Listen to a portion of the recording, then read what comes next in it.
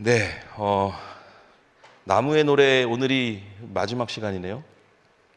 오늘 하늘의 나무, 보통 마지막 시간이네 그러면 뭐 아쉬운 탄성 같은 걸 보통 기대를 하긴 하는데 저는 그러진 않겠습니다. 뭐 아무튼 오늘 마지막 시간입니다. 네,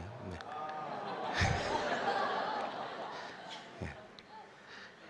네, 엎드려 절받기라는 속담이 이래서 이제 있는 거죠. 아무튼 하늘의 나무라는 제목으로 마지막 시간 함께 나누겠습니다.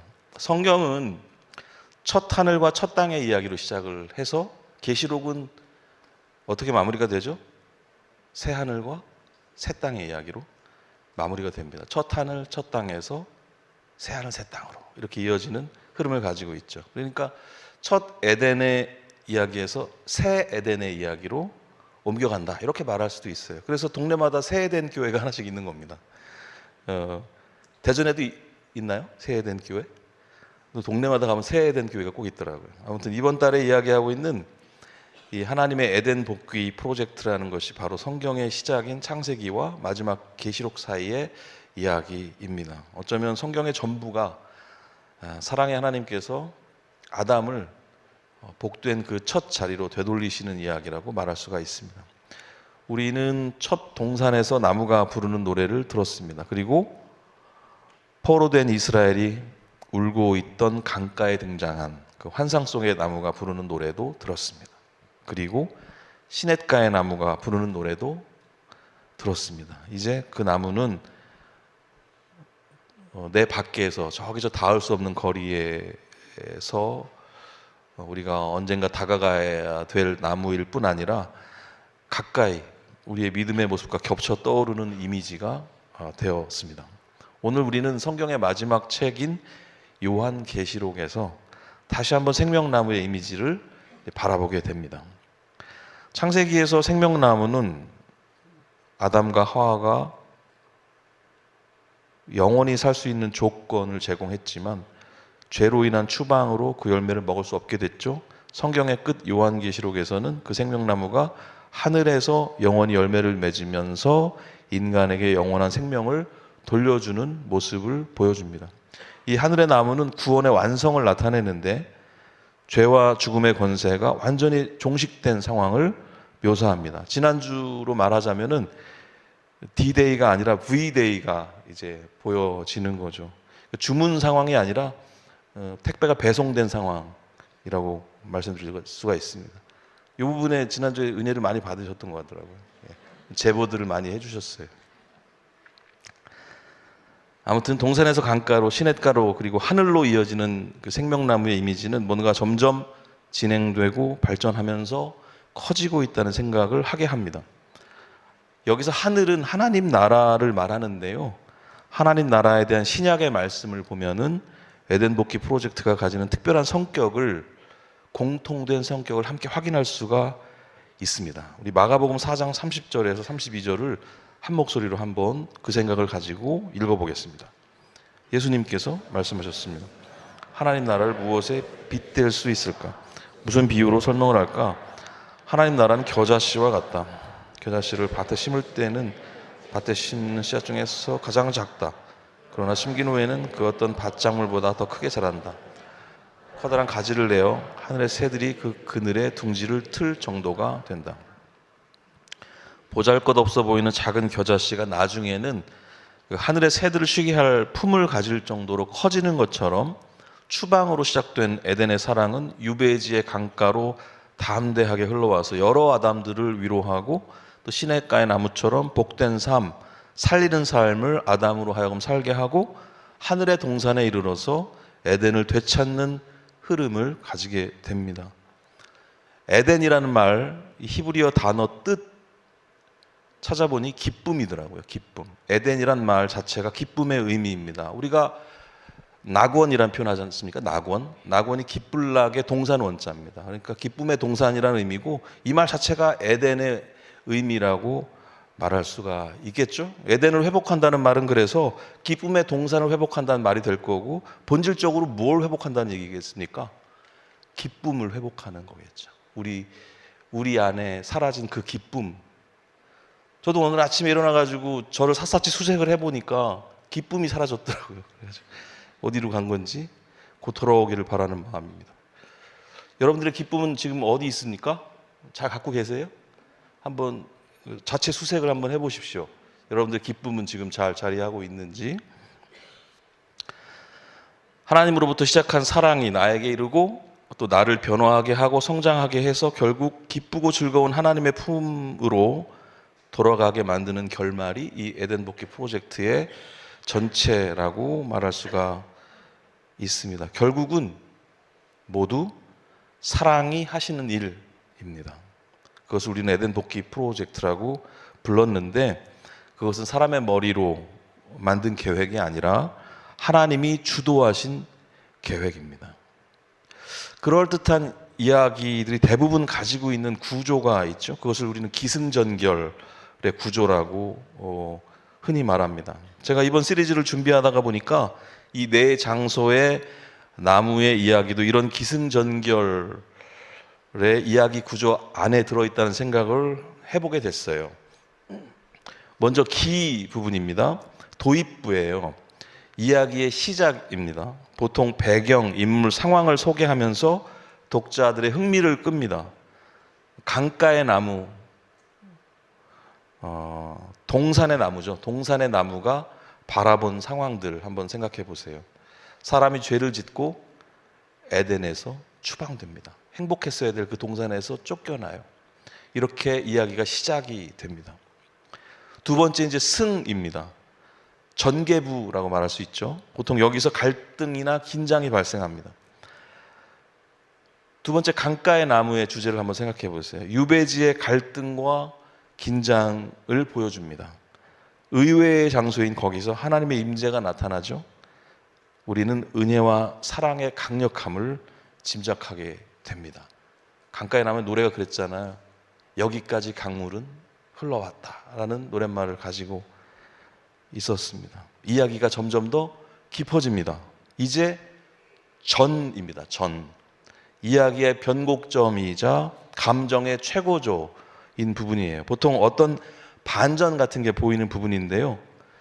세 번째 시간의 제목이 뭐였죠? 시냇가의 나무입니다. 시냇가의 나무, 이 잔잔히 흐르는 강가에 시냇가에 예쁜 나무가 서 있는 것이 어떤 반전이 그렇게 있었던 걸까요? 어떤 반전을 우리에게 이 부분이 주고 있었나요?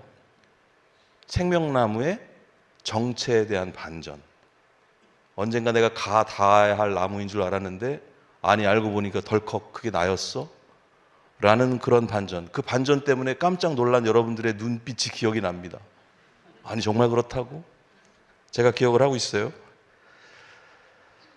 생명나무 곁으로, 그 멀리 있는 생명나무 곁으로 언제쯤 돌아갈 수 있을까라고 질문하고 있는 우리들에게 믿음을 가진 바로 나 자신이 그 생명나무의 모습이라는 얘기를 덜컥 알게 해주는 부분이 이 시냇가의 나무의 부분이고, 이 시냇가의 나무의 부분은 그냥 시편 1편만 갑자기 읽어서는 이해할 수 없는 부분이라고도 말씀드렸습니다. 창세기에서부터 그 맥락을 가지고 읽어올 때 비로소 느낄 수 있는 내용이라는 말씀도 드렸었어요. 그걸 기억하셔야지 구함만 기억하시면 안 된다는 말씀을 꼭 드리고 싶습니다. 또 구함에 은혜 받으신 분들이 많이 제보를 주셨는데 그 구함 얘기를 왜 했는지를 기억하셔야 됩니다. 맥락을 가지고 성경을 읽어야 된다. 이 얘기를 드렸던 거예요. 이제 네 번째가 결입니다. 여기서 보통 갈등이 정리되고 이야기가 완결이 되죠. 하늘의 나무가 보여주는 완성의 모습입니다. 아직 기다리던 모호한 시간들이 지나고 완성의 날이 뚜렷하게 드디어 오고야 마는 거죠. 이 각각의 구조는 이야기 안에서 서로 다른 역할을 맡고 있지만 사실은 한 목적으로 구조화가 되어 있습니다. 생명나무의 얘기가 이렇게 기승전결의 흐름에 부합한다는 사실은 하나님의 구속사, 우리 표현으로 에덴 복귀 프로젝트가 개연성이 있다는 말이 됩니다. 말이 된다는 거예요. 성경 전체가 누구나 이해하고 흥미를 가질 만큼 잘 짜인 스토리라는 것입니다. 근데 관심을 갖지 않는 사람들한테는 재미없는 얘기일 수 있지만 그 첫 질문을 가진 사람들에게는 너무 흥미진진한 얘기일 수밖에 없다라는 생각이 들어요. 음악에 비유하자면 이 성경의 66권이 저마다 개성 있는 66가지의 멜로디를 들려주지만 결국은 다시 에덴을 향하는 한 노래의 화음들이다. 이렇게 설명해 볼 수 있을 것 같아요. 에덴 복귀 프로젝트는 그렇게 다양성과 통일성을 가지고 지금도 이어지고 있습니다. 오늘은 전체 구조와 함께 이 결부의 이야기를 생각해 보는 날이거든요. 우리는 생명나무 이미지를 오늘 하늘에서 바라보게 됩니다. 요한계시록을 쓴 저자 요한은 반모라는 이름의 섬에서 하나님이 주신 환상을 보게 됩니다. 거기서 하늘의 생명나무를 봐요.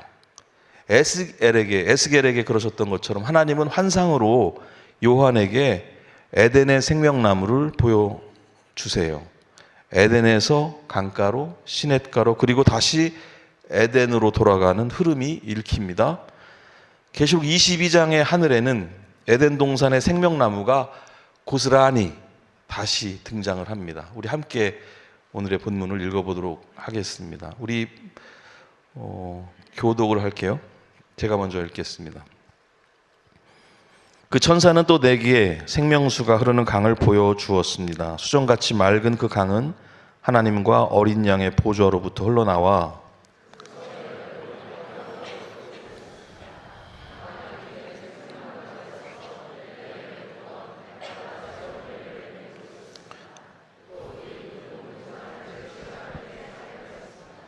하나님께서 죄 있다고 심판하실 것이 그 성에는 없었습니다. 하나님과 어린 양의 보좌가 그곳에 있고 그분의 종들은 다 그분을 섬길 것입니다.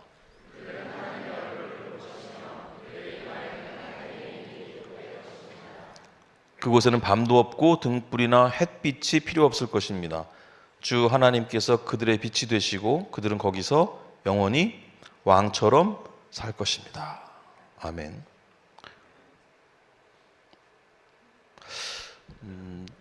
어때요, 여러분? 그 다시 생명나무의 이미지가 다시 등장하는 모습을 계시록에서 발견한다는 것은 굉장히 벅차지 않습니까? 첫 페이지, 성경의 처음에 나왔던 이 생명나무의 이야기가 계시록에 이렇게 등장을 하고 있어요. 우리 한 절 한 절 조금 더 세심하게, 세밀하게 좀 볼 필요가 있겠습니다. 1절을 좀 주목해 보실까요? 생명수가 흐르는 강의 이미지가 보입니다. 그리고 어린 양의 보좌가 나와요. 어린 양의 보좌. 어린 양이 무슨 말입니까? 제물. 성전의 제사가 떠오르지 않습니까? 어린 양 하면 성전의 제사를 떠올릴 수밖에 없죠.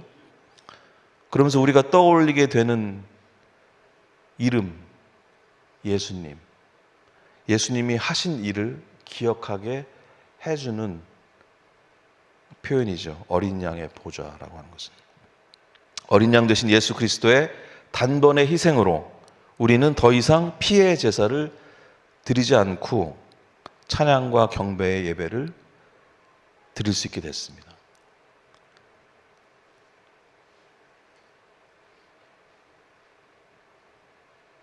이 절을 잠깐 볼까요?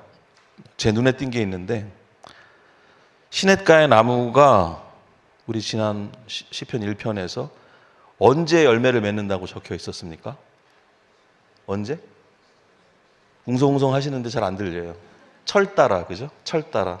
철 따라라는 것은 1년에 몇 번? 쉽게 얘기하면 4번이죠. 그죠? 근데 여기 하늘의 나무는 언제 열매를 맺는다고 되어 있습니까? 네, 계속 웅성웅성 거리시는데요. 네. 매달 열매를 맺는다고 되어 있어요. 4번에서 12번으로 뭔가 좀 변화가 있어 보여요. 그러니까 리듬으로 비유한다면, 전 음악으로 자꾸 좀 빗대서 얘기를 좀 자주 하는 편인데, 시냇가의 나무가 4비트였다면은 하늘의 나무는 12비트라는 생각도 해봤습니다. 그러니까 분기에서 매월로 업그레이드가 된 거예요. 사실 업그레이드라는 말은 부족하고요. 사실 성경의 세계에서 12은 온전함, 완벽함을 가리키는 상징 숫자거든요. 특히 계시록에서는 더욱더 그렇습니다. 계시록에 나오는 숫자들은 숫자 자체의 의미라기보다는 그 숫자 자체가 가지는 상징성이라는 게 있습니다. 그걸 가지고 따라서 읽어야 해석이 되는 책이 또 계시록이기도 하죠. 12가 나온다 그러면 완벽함. 그러니까 하늘의 나무는 완벽하게 완성된 나무의 모습인 거예요. 그리고 나무의 잎사귀가 사람들을 치료한다라고 설명하고 있습니다. 역시 강가의 나무, 시냇가의 나무가 모두 공유하는 그런 속성이었어요. 하지만 보다 완전한 이미지를 그리고 있습니다. 12이라고 하는 완전한 숫자뿐 아니라 치유의 대상이 분명하게 그려지고 있다는 점에서 그렇습니다. 그 치유의 대상을 누구라고 얘기하고 있습니까? 조금 부연 설명하자면 이렇게까지 어렵게 하나님께서 직접 왕진을 오셔가지고 치료를 해주는 의사의 고객이 있다면 그 고객은 굉장한 VIP일 거예요. 그죠? 그 VIP에 해당되는 그 치유의 대상을 여기서 누구라고 얘기하고 있습니까? 놀랍게도 모든 사람이 치유의 대상이라고 하는 사실을 알려줘요. 하나님께서는 당신도 나도 VIP로 여기고 계시다라는 겁니다. 하늘의 환상 속에는 생명나무가 그 강가 양쪽에 심겨져 있는데요. 생명수는 계속 흐르고 흘러서 결국 누구에게 가 닿는 거예요? 모든 사람에게 가서 닿게 됩니다. 우리가 읽은 2절의 모든 사람들은 사실 좀 쉽게 번역이 된 거고, 옛날 성경들 읽으면 여기 어떻게 되어 있냐면 만국 백성, 모든 민족 이런 식으로 번역이 더 많이 되어 있습니다.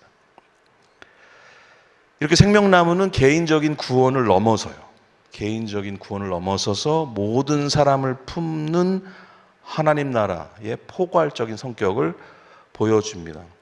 지난주에 봤던 시냇가의 나무는 자신 밖의 대상으로서의 나무가 아니라 자신 자체를 그 나무로 봐야 한다는 개념으로 확장되었다면, 오늘은 그 결론이라고 말할 수 있는 부분인데요. 요한계시록 22장에서의 생명나무는 모든 민족들을 치료한다라고 이야기하고 있습니다. 모든 민족이, 모든 아담들이 죄로부터 자유를 얻게 되는 거예요. 모든 민족이, 모든 아담이 자유를 얻게 된다라고 하는 사실을 우리가 하늘의 나무를 통해서 읽게 됩니다. 하나님의 나라는 이렇게 개인만 아니라 모든 사람들을 위해서 준비되어 있는 것이죠. 왜요? 에덴으로의 복귀가 모두에게 필요하기 때문입니다. 그리고 하나님의 그 프로젝트에 우리는 함께 일꾼으로 참여해야 하는 그런 정체성이 주어져 있습니다. 교회가, 우리가 바로 그 부르심의 자리에 서 있는 사람들이다. 이렇게 이해할 수 있어야 하겠습니다. 3절을 잠깐 주목해 보겠습니다. 여기서는 그 성에 죄 있다고 심판하실 것이 없다, 이렇게 얘기하고 있습니다. 그냥 이것을 밋밋하게 읽을 수도 있지만 창세기의 선악과 이야기를 맥락 가운데서 읽어낸다면 이건 무슨 얘기입니까? 이 선악과 문제에 대한 해결을 말하고 있는 겁니다. 하나님께서 이제 무죄라고 선언하시는 장면인 거예요. 유죄하기 때문에 추방이 되었잖아요. 격리가 되었잖아요. 이제는 무죄하다라고 말씀하시는 장면인 겁니다. 이 말씀이 이제 생명나무를 먹고 영원한 생명을 얻어도 문제가 없는 상태로 회복했음을 말씀하고 있는 거죠. 그리고 하나님의 말씀을 잘 듣고 있는 사람들의 모습을 그려주고 있습니다. 두려움 없이 하나님의 얼굴을 바라보게 되는 영원한 하나님 나라의 실제를 소유한 그 새 아담의 이미지가 4절과 5절에 이렇게 그려져요. 드디어 에덴 복귀 프로젝트가 완성된 그 이미지를 우리가 하늘의 나무를 통해서 보게 되는 겁니다. 이 모든 얘기를 돌아보면서 우리는 다시 에덴을 생각해야 됩니다. 에덴 복귀 프로젝트를 생각을 해야 돼요. 사실 어떤 일을 오래 하다 보면 왜 그 일을 하고 있는지 잊을 때가 있습니다. 보통 우리가 이런 걸 매너리즘이라고 표현을 많이 하는데요. 그러면서 간절함, 열심 같은 것들이 이제 사라집니다. 우리가 첫 시간에 그런 질문으로 시작했잖아요. 긴 잠에서 문득 깨어났는데 여기는 어디고 난 누군지 모르겠다. 이 가장 중요한 질문, 그 질문에 대해서 뭔가 답을 구해야 하는 그 상황을 점점 망각해 가죠. 주변 사람들 때문에, 여러 가지 다른 유혹들 때문에, 욕망들 때문에 진짜 중요한 가치들이 흐려집니다. 성경이 주어져도 그 성경을 다시 그 욕망으로 읽어요. 그러면서 첫 질문은 옅어지고 흐려지고 사라지고, 어쩌면 그것이 우리의 현실 아닌가 하는 생각을 나누면서 나무의 노래를 시작을 했었습니다. 우리의 욕망과 교만이 우리를 중요한 것을 생각하지 못하게 하고 중요한 질문을 하지 못하게 만들 수 있다는 거예요. 오랫동안 아무리 중요한 자리에 있어도 오랫동안 있으면 그게 왜 중요한지를 잊게 되는 것 같거든요. 그래서 가족이 되게 힘들잖아요. 가장 귀한 사람들인데 가장 힘든 사람들이 되기도 하는 것이 가족이 아닐까 하는 생각이 듭니다. 우리가 가진 욕망과 교만이 지문처럼 우리 삶의 자리에 묻는 것들을 우리가 느낀다면, 그리고 때로 창가에 햇살이 탁 비칠 때 가득 보이는 먼지가 있잖아요. 그런 것들처럼 우리 안에 가득한 천박함을 어느 순간 바라보게 될 때마다 우리는 기억해야 됩니다. 우리가 앉은 그 자리는 누가 뺏지 않겠지만 그 자리에 우리가 왜 앉아 있는지, 혹은 여기에 우리가 왜 앉아 있는지를 계속 물어야 돼요. 그리고 기억해야 됩니다. 우리가 추방된 나그네로 살아가고 있고 아담의 죄악을 고스란히 지닌 사람들이고, 그래서 에덴을 그리워하던 사람들이고, 하나님과의 친밀함과 거룩함을 회복하고자 하는 열심을 가져야 할 존재였다는 사실을 기억을 해야 한다는 것이죠. 성경을 읽다 보면 놀랍게도 그 회복의 열심을 사람에게서가 아니라 하나님께서 더 크게 가지고 있구나 생각을 하게 됩니다. 에덴 복귀 프로젝트가 진행 중이었지, 우리는 새삼스럽게 하나님과 자신의 슬프고도 아름다운 역사를 기억하고 생각하게 되죠. 하나님 나라는 사랑과 은혜로 가득하신 질서와 아름다움 자체이신 그 하나님의 통치를 말합니다. 죄악의 문제가 깔끔하게 해결돼서 거룩을 회복한 상태로 생명나무의 열매를 마음껏 먹고 영원한 생명을 소유한 아담들이 살아가는 나라를 가리킵니다. 요한계시록의 그 환상은 우리들에게 곧 실제가 될 거예요. 마지막으로 생각해 볼 주제가 하나 있습니다. 하나님 나라는 구원을 통한 회복과 새로운 창조의 완성을 의미하는데요. 그런데 모든 일을 위한이란 수식어를 간과해서는 안 되겠습니다. 하늘의 나무가 가지는 가장 중요한 키워드가 바로 모두이기 때문이에요. 우리 하나씩 한번 생각해 볼까요? 첫 주부터 첫 시간 동산의 나무에 키워드가 있다면 뭘까요? 정답은 없습니다. 여러분들이 기억할 만한 어떤 키워드가 있다면 제가 한번 제안을 드려볼게요. 추방 정도로 잡으면 아마 첫 이야기가 떠오르시지 않을까 싶거든요. 둘째 시간 강가의 나무의 키워드는 뭘까요? 포로로 잡혀간 그 에스겔의 이야기였죠. 은혜라고 잡을 수 있지 않을까요? 아니면 용감한 사랑, 뭐 이런 정도로 잡을 수 있을 것 같은데, 셋째 시간에 시냇가의 나무의 키워드를 어떻게 잡아볼 수 있을까요? 어떤 단어면 생각이 나실까요? 저는 성장이라는 단어가 좀 어울리지 않을까 하는 생각을 해봅니다. 그리고 마지막 시간, 오늘 하늘의 나무의 키워드는 모두라고 정리해 볼 수가 있을 것 같아요. 이거 정답이 있는 문제는 아닙니다. 다 맞습니다. 하지만 여러분, 모든 나무가 가리키는 공통의 키워드는 정답이 있는 것 같아요. 그게 뭘까요? 사랑이라고 말할 수 있을 것 같아요. 계시록의 요한은 다른 책도 여러 권 썼는데 요한 1서에서 이런 언급을 했었습니다.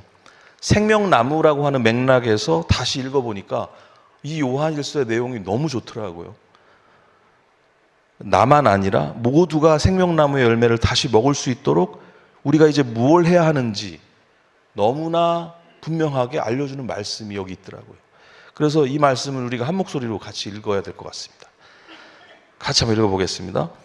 우리는 죽음을 벗어나 생명으로 옮기웠음을 알고 있습니다.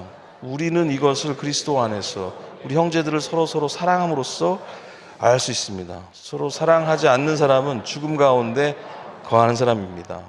자기 형제를 미워하는 사람은 누구나 살인자입니다. 여러분도 아시다시피 살인자에게는 영원한 생명이 있을 수 없습니다. 예수님께서 우리를 위하여 그의 생명을 주심으로써 우리는 진실한 사랑이 어떠한 것인지를 알게 되었습니다. 그러므로 우리도 우리 형제를 위하여 우리 생명을 내어줌이 마땅합니다. 여러분, 이 생명나무의 맥락에서 이 부분을 읽으면 굉장히 신선하고 분명해지는 게 있습니다. 죽음을 벗어나 생명으로 옮기웠다는 말은 생명나무의 소유자가 되었다라고 하는 얘기가 되겠는데, 이걸 어떻게 알 수 있다고 적혀 있습니까? 그리스도 안에서 우리 형제들을 서로 사랑함으로써 알 수 있다. 서로 사랑하지 않는 사람은 어떤 사람이라고요? 죽음 가운데 거하는 사람. 생명나무를 소유한 사람을 일컬어 당신은 죽음 가운데 거하고 있다라고 말할 수 없겠죠. 생명나무를 소유한 사람의 삶이 어떤 것인지, 우리 일상에서 어떻게 적용이 되는 것인지 우리가 여러 얘기를 했지만 여기서 다시 한번 분명하게 드러내주고 있다고 볼 수가 있습니다. 우리는 그리스도의 사역으로 이미 에덴의 사람들이지만 아직은 완성된 하늘의 나무를 요한의 환상 속에서 볼 수 있는 사람들이기도 합니다. 우리가 정말 에덴의 사람들인지는 우리 안에 타인을 향한 사랑이 있는가의 여부로 알 수 있다고 요한이 말하고 있습니다. 점검이 필요하겠죠. 영원한 생명은 형제를 사랑하지 않는 사람들에게 주어지지 않는다고 말하고 있습니다. 생명을 마다하신 진실한 사랑을 우리가 받았듯이 누군가에게 생명까지 내어줄 진실한 사랑을 하면서 살아야 한다고 요한이 우리에게 말해주고 있습니다.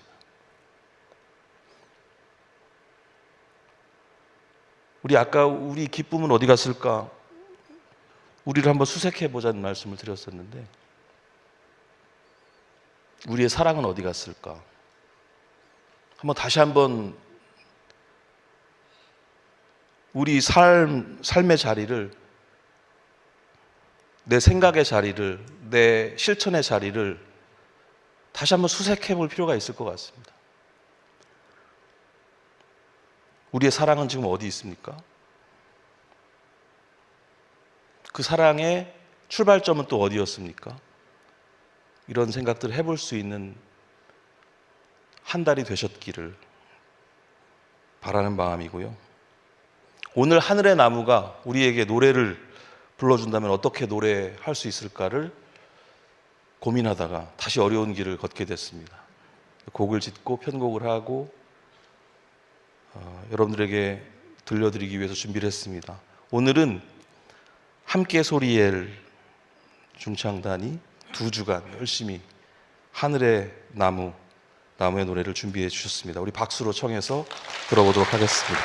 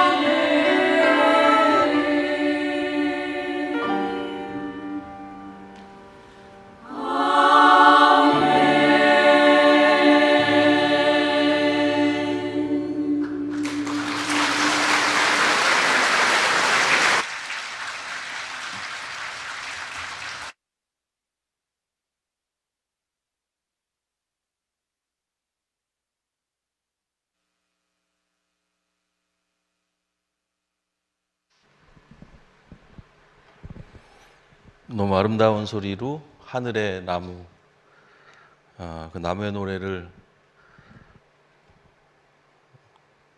너무 잘 불러주신 우리 함께 소리엘 분들께 우리 다시 한번 마음을 다해서 감사드리겠습니다.